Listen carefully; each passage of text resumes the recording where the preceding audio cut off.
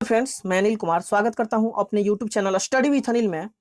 आज क्लास 12 के विद्यार्थियों के लिए पॉलिटिकल साइंस का पार्ट 2 यानी स्वतंत्र भारत में राजनीति का पहला लेसन राष्ट्र निर्माण की चुनौतियां से संबंधित most important 50 questions with answer लेकर आया हूं, जो 2021 में एग्जाम देने वाले विद्यार्थियों के लिए एक वरदान साबित होगा।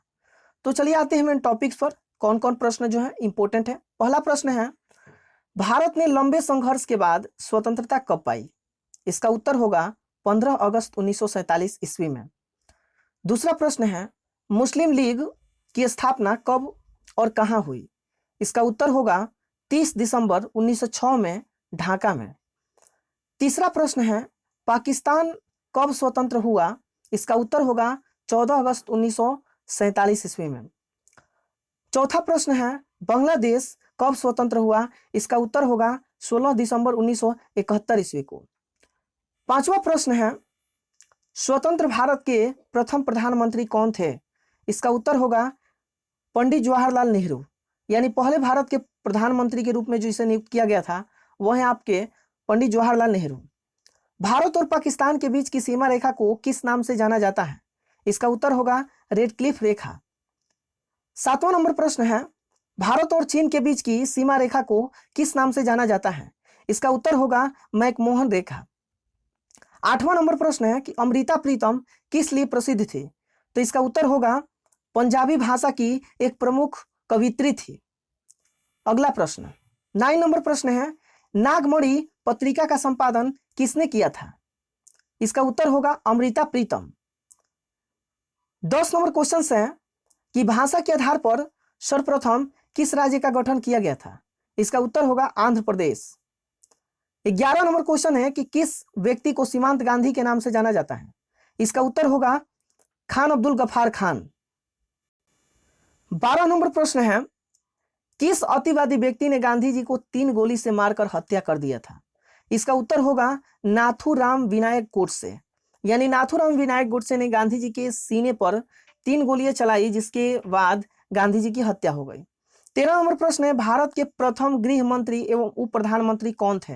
इसका उत्तर होगा सरदार वल्लभ भाई पटेल। आपको बता दें, सरदार वल्लभ भाई पटेल को लौह पुरुष के नाम से भी जाना जाता है। और इसके साथ साथ सरदार वल्लभ भाई पटेल का गुजरात में सबसे ऊंची मूर्ति बनाई गई है, जिसे हम लोग स्टैच्यू ऑफ यूनिटी के नाम से जानते हैं।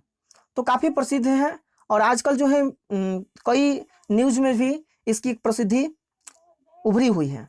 आगे बढ़ते हैं 14 नंबर प्रश्न की तरफ। 14 नंबर प्रश्न है कि 1951 में कितना प्रतिशत भारत में मुस्लिम जनसंख्या थी? इसका उत्तर होगा 12%।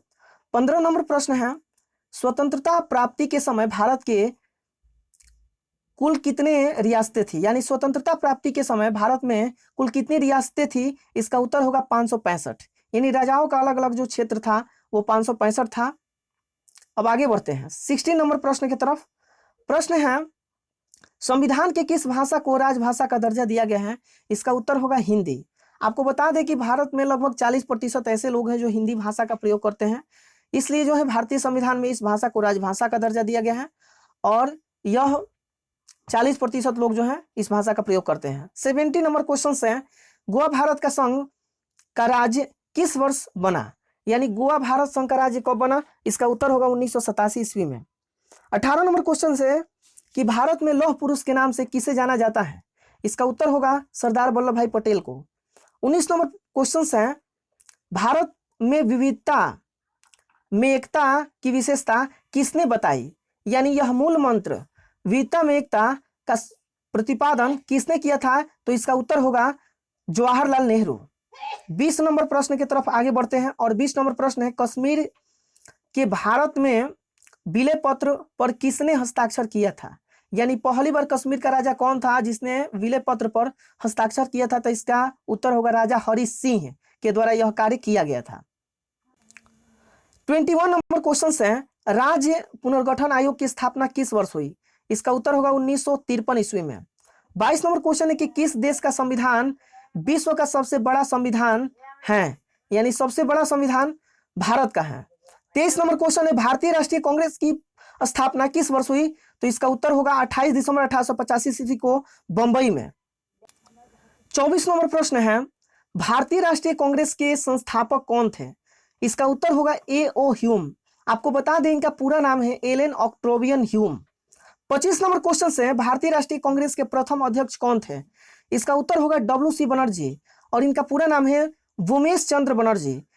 26 नंबर क्वेश्चन है कि किस भाषा के आधार पर 1953 में आंध्र प्रदेश का गठन किया गया था? तो तेलुगु भाषा के आधार पर किया गया था। आगे बढ़ते हैं 27 नंबर क्वेश्चन की तरफ और 27 नंबर क्वेश्चन है भारतीय संविधान की 8वीं अनुसूची में क्या वर्णित है? तो भाषाओं की सूची है, 22 भाषाओं को भारतीय संविधान में मान्यता प्रदान किया गया है। आगे बढ़िए 28 नंबर क्वेश्चन है कि सिक्किम भारत का सहवर्ती राज्य कब बना? 1975 में सिक्किम भारत का सहवर्ती राज्य बना था। 29 नंबर क्वेश्चन है हैदराबाद के शासक को क्या कहा जाता है? इसका उत्तर होगा निजाम। 30 नंबर क्वेश्चन से भारत का अंतिम गवर्नर जनरल कौन था? Lord Mountbatten. 31 नंबर प्रश्न है स्वतंत्र भारत का अंतिम भारतीय गवर्नर जनरल कौन था? यानी जो भारतीय जोड़ देगा तो वहां पर आपको याद रखना है सी राजगोपालाचारी और इनका पूरा नाम है सी राजगोपालाचारी, आप याद रखिए। और इनका पूरा नाम है चक्रवर्ती राजगोपालाचारी। 32 नंबर क्वेश्चन है भारत में कुल कितने राज्य और केंद्र शासित प्रदेश हैं? यानी वर्तमान में अगर देखा जाए तो राज्य 28 हैं और केंद्र शासित प्रदेश 8 हैं। अब आगे बढ़ते हैं 33 नंबर क्वेश्चन से किसने कहा स्वतंत्रता हमारा जन्मसिद्ध अधिकार है? और मैं इसे लेकर रहूंगा, तो इसका उत्तर होगा बाल गंगाधर तिलक। अगला प्रश्न है कि किस आंदोलन ने आंध्र प्रदेश के लिए स्वायत्त प्रदेश की मांग की थी? इसका उत्तर होगा विशाल आंध्र आंदोलन ने। 35 नंबर क्वेश्चन से अनुसूचित जाति संघ की स्थापना किसने किया था? इसका उत्तर होगा B.R. अम्बेडकर ने। अगला 36 नंबर क्वेश्चन पर आते हैं राज्यों के पुनर्गठन आयोग का अध्यक्ष कौन थे? तो इसका उत्तर होगा न्यायमूर्ति फजल अली थे। 37 नंबर क्वेश्चन है भारत के प्रथम राष्ट्रपति कौन थे? डॉक्टर राजेंद्र प्रसाद, यानी पहले राष्ट्रपति डॉक्टर राजेंद्र प्रसाद थे। 38 नंबर क्वेश्चन है भारत के प्रथम उपराष्ट्रपति कौन थे? डॉक्टर राधा कृष्णन थे। 39 नंबर क्वेश्चन है गोवा, दमन एवं दीव किस यूरोपीय संघ यानी कि किस यूरोपीय राज्य का उपनिवेश था? तो आपको बता दें कि गोवा और दमन दीव जो है पुर्तगाल का एक तरह से औपनिवेशिक था, औपनिवेशिक क्षेत्र के अंतर्गत शामिल था, तो आपको याद रखना है। 40 नंबर क्वेश्चन है किसने द्विराष्ट्र सिद्धांत का प्रतिपादन किया था? तो आपको याद रखना है मोहम्मद अली जिन्ना के द्वारा यह कार्य किया गया था। 41 नंबर क्वेश्चन है कि पंडित जवाहरलाल नेहरू 15 अगस्त 1947 को जिस भाषण का प्रयोग किए थे उसको किस नाम से जाना जाता है? तो भाग्य वधु से चिर प्रतिरक्षित भेंट के रूप में जाना जाता है। यहाँ पर भेंट छूट गया है तो आपको लिख लेना है कि भाग्य वधु से चिर प्रतिरक्षित भेंट, और ब्रैकेट में देखिए दिया गया है ट्रीस्ट विद डेस्टिनी, यानी इस नाम से भी जाना जाता है। दोनों नाम से भी प्रश्न आ सकते हैं। 42 नंबर क्वेश्चन की तरफ बढ़ते हैं तेलंगाना राज्य का गठन कब हुआ था? तो 2 जून 2014 को तेलंगाना राज्य का गठन हुआ था। अगला है 43 नंबर क्वेश्चन। 43 नंबर क्वेश्चन से जिंदा नामक किसकी लिखित कविता है? इसका उत्तर होगा फैज अहमद फैज का। अगला प्रश्न 44 नंबर बांग्लादेश का पुराना नाम क्या है? तो पूर्वी पाकिस्तान के नाम से जाना जाता था। 45 नंबर क्वेश्चन है कि फिल्म गर्म हवा के निर्देशक कौन थे? तो इसका उत्तर होगा M.S. सत्थू। ये बुक्स के अंतर्गत है तो ये प्रश्न कई बार आ भी गया है, तो आप इसको ध्यान रखिए कि यह प्रश्न आगे भी आ सकते हैं। 46 नंबर क्वेश्चन है कि महात्मा गांधी की मृत्यु कब और कहां हुई? इसका उत्तर होगा 30 जनवरी 1948 को दिल्ली प्रार्थना सभा में, जब अतिवादी नाथूराम विनायक गोडसे के द्वारा 3 गोलियां चलाई गई इनके सीने पर। 47 नंबर क्वेश्चन है झारखंड राज्य का गठन किस वर्ष हुआ था? तो आपका उत्तर होगा 15 नवंबर 2000 ईस्वी को झारखंड राज्य का गठन हुआ था। महाराजा बोधचंद्र सिंह कहाँ के शासक थे? इसका उत्तर होगा मणिपुर। 49 नंबर क्वेश्चन है भारतीय राष्ट्रीय कांग्रेस के दूसरे अध्यक्ष कौन थे? तो दूसरे अध्यक्ष के रूप में अगर देखा जाए तो दादा भाई नौरोजी थे, आपको याद रखना है। इन्हें वयोवृद्ध के नाम से भी जाना जाता है, तो ये भी चीजें याद रखिए, ये भी प्रश्न इंपोर्टेंट है। और 50 नंबर क्वेश्चन है कि छत्तीसगढ़ का गठन किस राज्य से अलग करके किया गया था? तो आपको विद्यार्थी हम बता दें कि छत्तीसगढ़ का गठन मध्य प्रदेश से अलग करके किया गया था। एक आपको फॉर्मूला पहले भी बता चुके हैं कि छत से उतरो झाड़ो, यानी कि छत्तीसगढ़ की स्थापना 1 नवंबर 2000 ईस्वी को, उत्तराखंड की स्थापना 9 नवंबर 2000 ईस्वी को, और झारखंड की स्थापना 15 नवंबर 2000 ईस्वी को ये हुआ था। अगर आप पॉलिटिकल साइंस का लेसन 1 वीडियो नहीं देखे हैं तो डिस्क्रिप्शन में इसका लिंक दे दिया गया है, आप वीडियो देख सकते हैं। और वीडियो देखने के बाद, यानी 3 पार्ट में वो वीडियो उपलब्ध की गई है, उन तीनों पार्ट के वीडियो देखने के फलस्वरूप अगर आप इस वीडियो को देख रहे हैं ऑब्जेक्टिव वाला, तो आपको काफ़ी इंपॉर्टेंट फायदा होने वाला है। और साथ साथ नोट्स बनाते रहे, क्योंकि नोट्स बनाइएगा तभी जाकर जो है आपको एक अच्छा मार्क्स लाने का एक अपॉर्चुनिटी मिल सकता है, मौका मिल सकता है।